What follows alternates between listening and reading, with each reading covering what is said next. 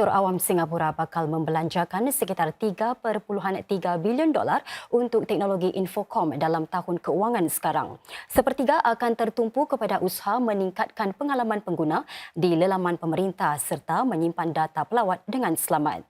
Dan sektor privat dijangka meraih manfaat daripada inovasi yang diperlukan sektor awam itu. Semasa pandemik, warga Singapura merujuk kepada portal GoWare bagi mencari lokasi untuk menjalani ujian atau suntikan vaksin. Namun tidak ramai yang tahu, pemerintah telah mengembangkannya bersama sebuah syarikat tempatan.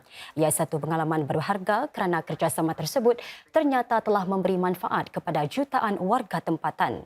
Hampir 1.5 bilion dolar akan dibelanjakan untuk lebih banyak kerjasama sedemikian dalam tahun keuangan ini.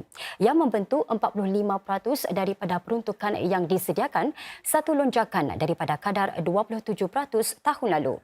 Menurut agensi pemerintah GovTech, terlibat sama dalam proses pembangunannya, memastikan halaman dan aplikasi berbeza boleh berfungsi bersama dengan lancar.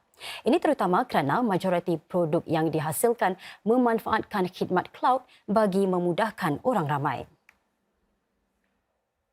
Para penumpang laluan timur laut boleh menjangkakan perjalanan lebih hijau dan andal tahun depan. Ini hasil beberapa huraian baru seperti anjing robotik untuk memeriksa kereta api dan penggunaan kecerdasan buatan AI untuk menguruskan masa perjalanan MRT. SBS Transit menganggarkan langkah-langkah ini akan dapat menjimatkan tenaga dan mencegah gangguan. Masalah-masalah kecil seperti skru hilang mungkin tidak dapat dilihat dengan mata kasar dan pengesanan awal dapat mencegah gangguan perkhidmatan. Tambah SBS Transit, anjing robotik ini juga membolehkan para teknisyen mengendalikan tugasan lebih rumit. Ini sebaliknya menjimatkan kos, tenaga kerja dan sumber, yang merupakan salah satu huraian yang dilancarkan bersama syarikat penghilangan Perancis Alstom.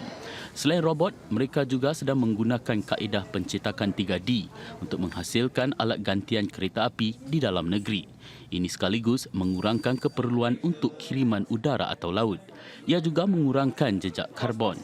AI juga digunakan untuk mengoptimumkan lagi jadual MRT.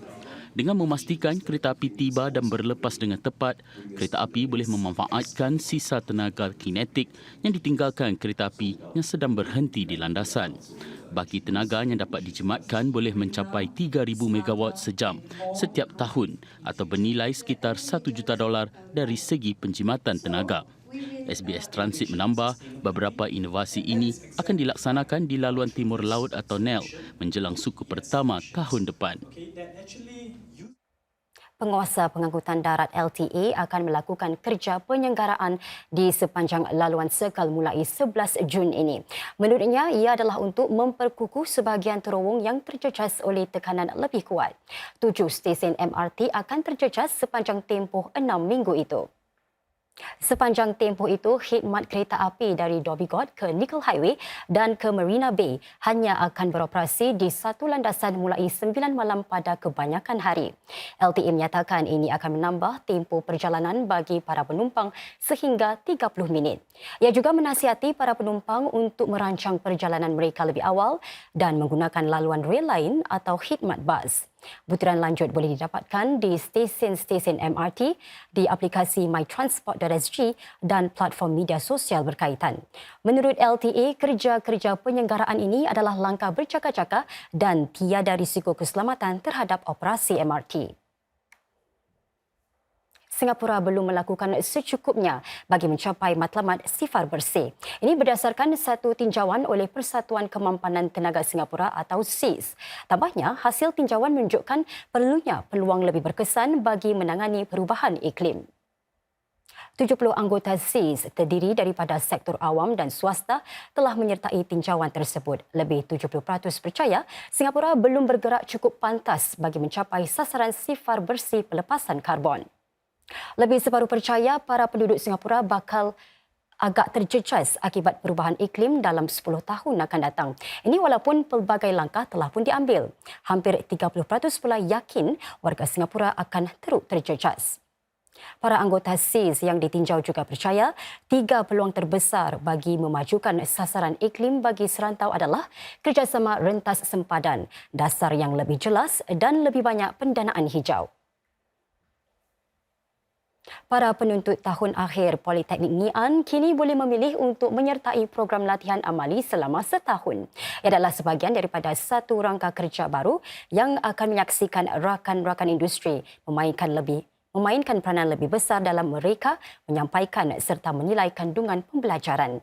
Matlamatnya adalah menyelaraskan pembelajaran para penuntut dengan perkembangan terkini industri supaya mereka dilengkapi dengan set kemahiran yang dituntut pasaran.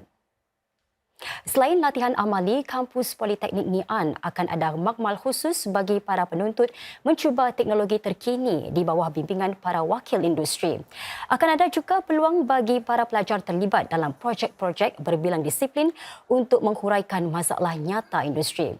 Tiada kelas pada setiap hari Rabu supaya para penuntut akan terlibat dalam kegiatan-kegiatan tertumpu kepada industri. Ini demi menyediakan mereka dengan